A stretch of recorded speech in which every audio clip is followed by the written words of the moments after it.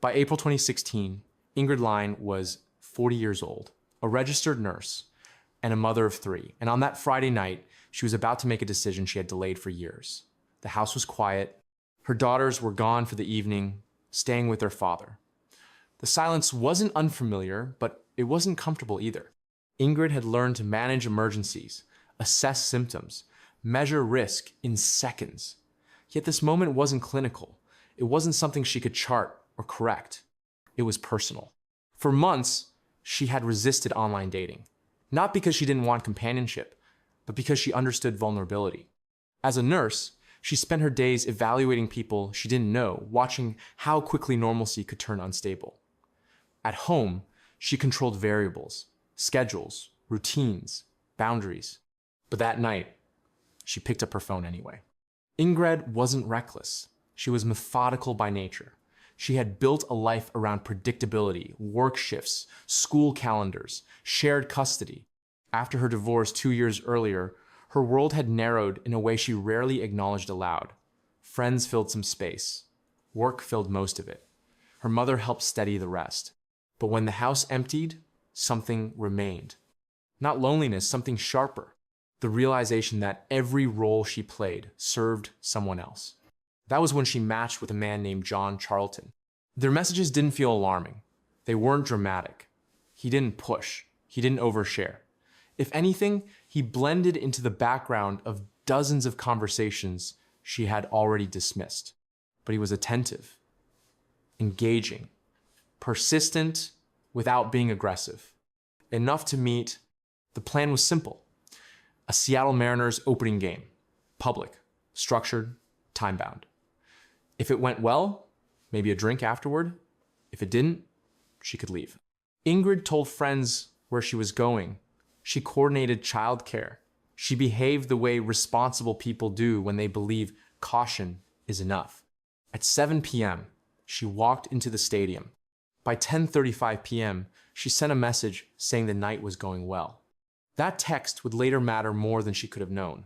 Because what Ingrid didn't know, what she couldn't know, was that John Charlton did not live a stable life, that the version of him sitting beside her had been curated, that patterns existed she had no access to. And for the first time in years, Ingrid Line stepped outside the structure that had kept her safe. Not impulsively, quietly, confident that preparation would compensate for uncertainty. It was the last assumption she would ever make. People rarely meet someone as they are. They meet them at a moment, and everything outside that moment stays unseen. When Ingrid matched with John Charlton, there was nothing on her screen that suggested instability. No alerts, no warnings, just a name, a face, and conversation that stayed ordinary. What didn't appear was history. John Charlton was born in the late 1970s in Seattle. His parents both served in the military. The household was structured. Rules were enforced. Expectations were clear. The public record begins years later. In 1997, John was charged with misdemeanor assault in King County, Washington. The following year, he was cited for reckless driving. Neither case resulted in extended incarceration. After that, the record goes quiet. In 2006, John's parents petitioned a court for a protective order. In their filing, they described repeated verbal confrontations and behavior they said had become difficult to manage within their home. The request was reviewed and denied. The case closed. Months later, John appeared in Utah. On June 24th, 2006, south of Ogden, a woman waited in the back seat of her van with her baby, while her husband went into a bookstore. According to police records, John approached the vehicle, ordered them out, and drove away. The van was reported stolen almost immediately. Police tracked it along Interstate 15 and arrested John later that day in a parking lot in Riverdale. He was charged with aggravated robbery. The case did not go to trial. John accepted a plea to a reduced charge, attempted aggravated robbery, and was sentenced to 1 to 15 years in prison. He served approximately 21 months before being released in June 2008. Within months of his release, he was convicted of felony robbery in Montana. Later came a misdemeanor assault charge in Idaho. He returned to prison for several years and was released again in 2012. After that, the trail thins. No permanent address, no documented long-term employment, short-term labor, periods of staying with acquaintances, relationships that began and ended without much public trace. Several women who later dated John would eventually be interviewed by authorities. They described shifts in demeanor, moments of intensity, and behavior they struggled to contextualize at the time. None of this appeared on a dating profile. When Ingrid encountered John online, what she saw was the present, curated, limited, and detached from everything that came before it. By the evening of Friday, April 8, 2016, Ingrid Line had already decided this night would be different. She didn't say that out loud. She didn't frame it as a risk. But the decision had been made. Her daughters were with their father. The house in Renton was quiet in a way it rarely was. Ingrid moved through familiar steps, changing clothes, checking the time, locking the door without hesitation. Nothing felt rushed. Nothing felt off. She knew exactly where she was going. The Mariners' opening game was loud, public, predictable, thousands of people, assigned seats, a fixed start and end. She arrived shortly after 7 p.m. and took her place in the crowd. John arrived on time. They watched the game. They talked. Around them, people stood, cheered, left their seats, returned. Nothing about the interaction drew attention. No raised voices, no visible discomfort. Just proximity stretched across innings. When the game ended, neither stood up right away. They walked to a nearby bar. It wasn't planned in advance. It didn't require negotiation. The night hadn't closed yet. It had shifted. Drinks were ordered. Conversation continued. Time passed without urgency. At 10:35 p.m., Ingrid sent a text to a friend. She said the night was going well. There are no messages from her after that. At some point later, Ingrid decided to go home. John went with her. Where that decision settled, whether at the bar, during the walk, or in transit, isn't recorded. What is recorded is that no interruption marked the choice. She brought someone into her home because nothing in the night had given her a reason not to. The house was familiar, controlled. The place where her daughters slept, where mornings followed routine, where she rarely felt unprepared. Sometime during the night, John left the house alone. Morning arrived without explanation. At 10 a.m., Philip pulled into the driveway to drop off their daughters. He knocked. No answer. He knocked again. Then he called her phone. It rang inside the house. Ingrid did not miss custody exchanges without notice. She did not disappear between plans. If something changed, she said so. Concern replaced waiting. Georgia arrived with a spare key. Together, they entered. Ingrid's phone was there. Her purse. Her wallet. The rooms looked untouched. The night had passed. The morning had come. Ingrid Line should have been there. She wasn't. The first hours after someone goes missing are procedural. Inside the house, nothing looked wrong. Georgia moved from room to room. No broken glass, no signs of a struggle. Ingrid's phone was on the counter. Her purse and wallet were there. The routines of the space were intact. Her car was gone. Philip stood in the doorway, replaying the morning. Ingrid did not miss custody exchanges without notice. If plans changed, she communicated. Silence wasn't part of how she operated. Georgia checked the phone. The most recent messages were from the night before. The last conversation was with John Charlton. The tone was normal. Georgia sent him a message. She asked if he knew where Ingrid was. John replied that they had gone out the night before and parted ways after the game. He said Ingrid had needed to return home to her daughters. Georgia responded that police would need to speak with him since he might have been the last person to see her. After that, the messages stopped. By late morning, authorities were contacted. An initial report was taken. A missing adult. Personal belongings left behind. A vehicle unaccounted for. Officers began tracing the last confirmed movements. The baseball game, the bar, the return home, the point after 10:35 p.m. when communication ended. John Charlton entered the timeline by proximity. When officers located him, he did not have a fixed address. He described taking a bus with Ingrid, suggested they may have been intimate, and said he later woke up alone downtown. He did not say he went to her house. There was no immediate evidence to contradict his account. As the afternoon passed, the posture shifted quietly. This was no longer a routine check-in. The unanswered phone, the missing car, the silence, each hour narrowed the margin for explanation. Friends began sharing photos, names circulated, questions moved faster than confirmation. By early afternoon, nothing had changed inside the house. No call, no update, no return. Time had passed and no one could say where it had gone. In Seattle, the day continued without reference to what had gone missing in Renton. Late that afternoon, a resident stepped outside to take out recycling.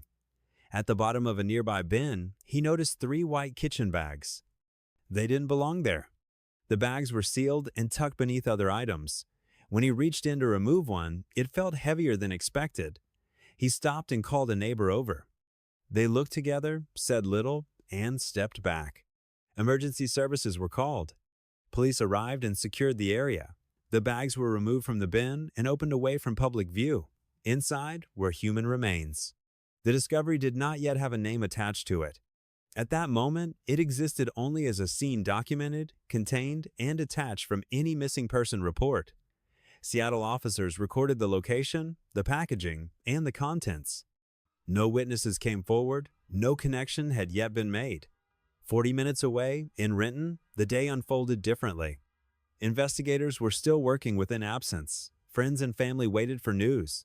The house remained quiet. Phones stayed unanswered. As evening approached, social media posts spread further. Photos of Ingrid Line, her name, her age, the time she was last seen. Friends shared the information widely, hoping Reach might produce answers. Seattle investigators saw the posts. They compared the images to what had been recovered. The match was immediate.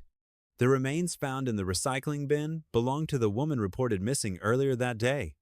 With that recognition, the separation between the two scenes collapsed. Jurisdictions connected, timelines aligned. The missing person report was reclassified. Search warrants were prepared. By nightfall, investigators returned to the house in Renton not to ask where Ingrid Line was, but to determine what had happened there. The nature of the investigation had changed. Crime scenes don't announce themselves. When investigators returned to Ingrid Line's house in Renton, entry was controlled and documented. The purpose had changed. This was no longer a welfare check or a missing person follow-up. The house was being treated as a potential crime scene. At first glance, nothing appeared out of place. Furniture was undisturbed. Personal items were where they would be expected. There were no broken objects, no overturned surfaces, no visible signs of violence. The space looked lived in, not abandoned. Investigators began systematically. Entryways, floors, high-touch surfaces. They weren't searching for disorder. They were looking for inconsistencies. Attention shifted to the bathroom. The tub and surrounding surfaces appeared recently cleaned. There was no visible staining. Investigators examined the drain and collected material from inside the plumbing. Testing revealed the presence of blood not visible during casual inspection. Elsewhere in the house, investigators located a box of white kitchen garbage bags under the sink. Only a small number remained. The bags were consistent in type with those recovered in Seattle. Near the bathroom, leaning against a wall, was a pruning saw. The tool was collected for analysis. Testing identified biological material on the blade. Investigators expanded their examination. Luminol was applied in the bathroom area. Under chemical testing, surfaces that appeared clean reacted, indicating blood residue had been present and wiped away. At this point, the condition of the house could no longer be reconciled with a simple disappearance. Digital evidence was reviewed. Ingrid's computer showed the purchase of tickets for the Mariners' opening game. Her phone activity aligned with the established timeline. There was no indication she had planned to leave town, travel overnight, or abandon personal belongings. The findings were documented. Samples were sent for further testing. By the end of the initial sweep, investigators were no longer asking where Ingrid Line might be. They were working to determine what had occurred inside the house and who had been there after the night ended. Investigations don't begin with certainty. They begin with limits. By the time the initial examination of Ingrid Line's house concluded, investigators were no longer working with the broad unknown. The facts they had established imposed boundaries about time, access, and movement. The first task was elimination. Philip Line was assessed early. As Ingrid's ex-husband and co-parent, his presence in her life was regular and documented. On the night of April 8th, he had custody of their daughters. His whereabouts during the critical window did not place him at the house. No physical evidence connected him to the scene. Investigators documented his timeline and shifted focus elsewhere. Friends were interviewed next. Co-workers at Swedish Medical Center were contacted. None reported recent conflict, threats, or changes in Ingrid's behavior. She had not expressed fear. She had not indicated concern about her safety. No one described a situation that aligned with what investigators were seeing at the house. As those avenues narrowed, one name remained consistently adjacent to the critical window: John Charlton. Investigators already knew several verified facts. John had been with Ingrid the night before. He was the last person known to have seen her. He did not have a permanent residence.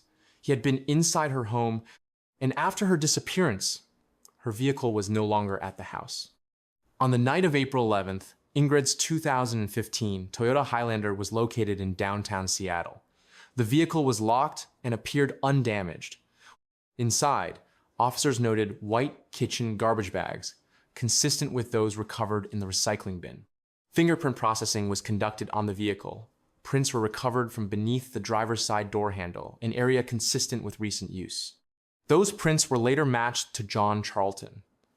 Investigators requested another interview. John acknowledged meeting Ingrid through an online dating site. He confirmed attending the Mariners game and going for drinks afterward. He stated they took a bus together. He suggested there may have been intimacy, but said his memory was unclear. He claimed he later woke up alone downtown. He did not account for the movement of Ingrid's vehicle. When asked where he could be contacted, John stated that he did not have a fixed address. When questioning returned to Ingrid, officers observed changes in his demeanor. His responses shortened. He requested an attorney. The interview concluded. Per protocol, recording continued. John lay down on the floor of the interview room, used his sweatshirt as a pillow, and fell asleep. Investigators continued assembling timelines. Ingrid's phone stopped sending messages at 10:35 p.m. Her car appeared in Seattle after that point. John's account did not explain that movement. Additional interviews were conducted with people who had recent contact with John. One former partner reported that he arrived late the following morning with a swollen lip. Officers had already documented abrasions on his face, chest, and arms. By Monday, April 11th, investigators had enough to take the next step. John Charlton was taken into custody and brought before a judge. Bail was set at $5 million. He remained detained. The investigation did not end there. It narrowed. An arrest changes access, not answers.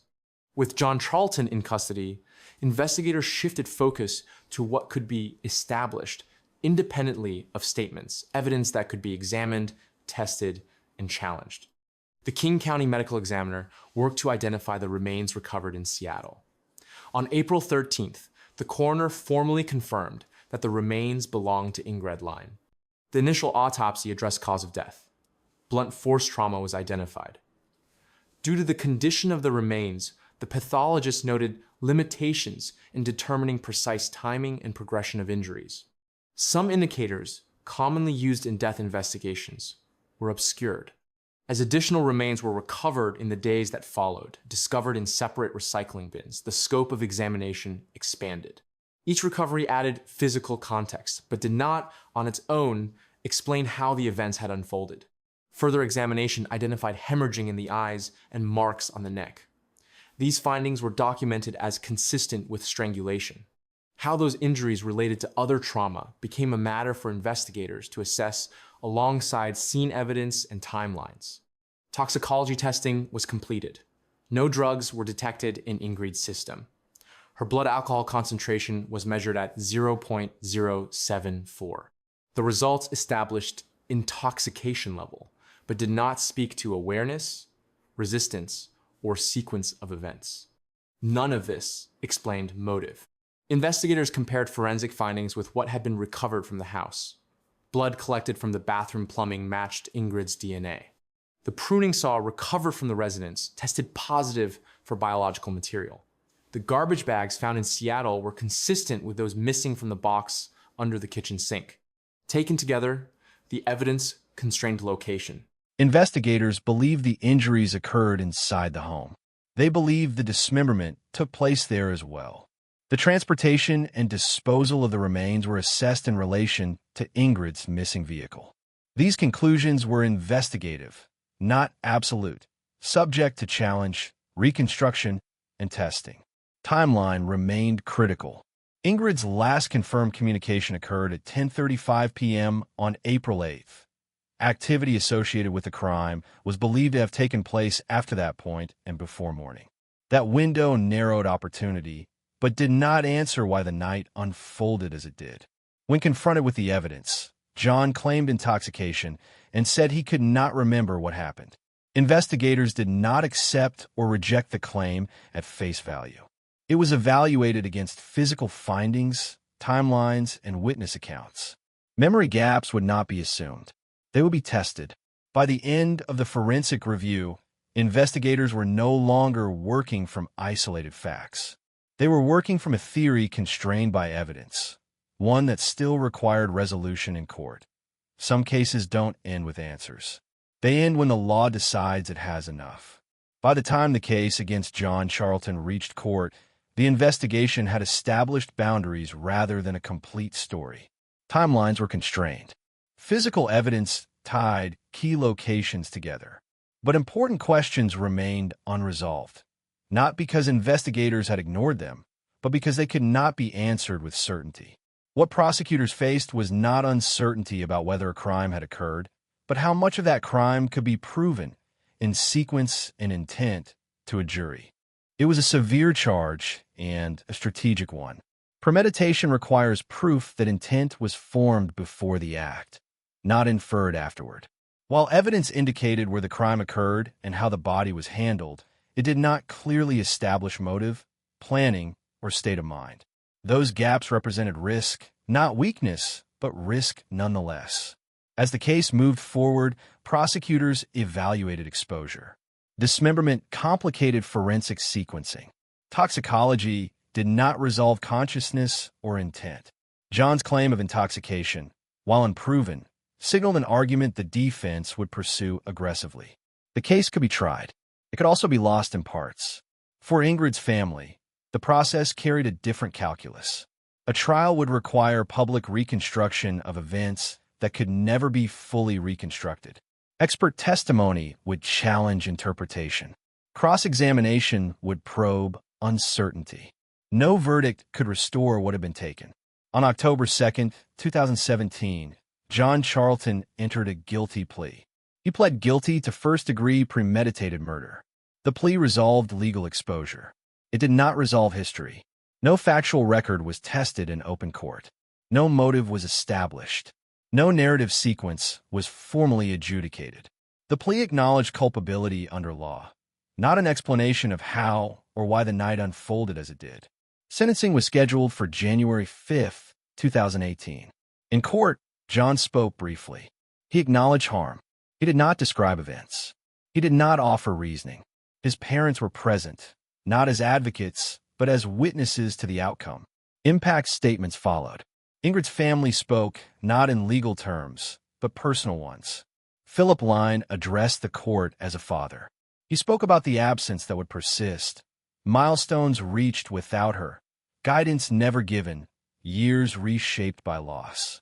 The judge imposed the maximum sentence available under the plea agreement, 27 years and 9 months in prison. The case ended procedurally. The unanswered questions did not. After the sentencing, there were no more hearings.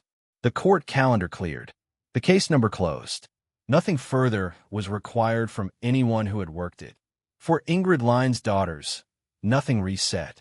They returned to a house that still held her routines, but no longer her presence. Morning schedules adjusted. School days continued. Questions arrived before answers were possible. Some nights required explanation. Others didn't. They just required endurance. Philip Line became the only parent in rooms that had once held two. Decisions that used to be shared weren't discussed anymore. They were made. The absence didn't announce itself. It showed up in logistics. Georgia remained close to her granddaughters, but grief did not resolve into understanding. It persisted as repetition, birthdays, holidays, years moving forward without correction. Outside the family, the case faded unevenly. Media coverage focused on outcome, the plea, the sentence, the length of incarceration. What never entered a courtroom received less attention. Not because it was unimportant, but because it could not be proven. Why that night shifted? What changed after 10:35 p.m.? What motive, if any, existed at all? Those questions were not left unanswered by oversight. They were left unanswered by design. The legal process resolved responsibility, not meaning. Public discussion briefly turned toward risk. Online dating was cited. Precautions were debated. But the case resisted simplification. Ingrid had taken steps people are routinely advised to take. Public meeting, communication, planning. None of it explained what happened. A fundraising effort was established for her daughters. More than $270,000 was raised. It ensured stability, education, time. It addressed the future, not the loss. John Charlton entered the prison system with decades ahead of him. Whether he will ever explain the night remains unknown. The law no longer requires him to. The case does not conclude with an answer. It ends with a gap between the last text sent at 10:35 p.m. and the morning when the phone rang unanswered. The night stopped there. Everything else had to continue.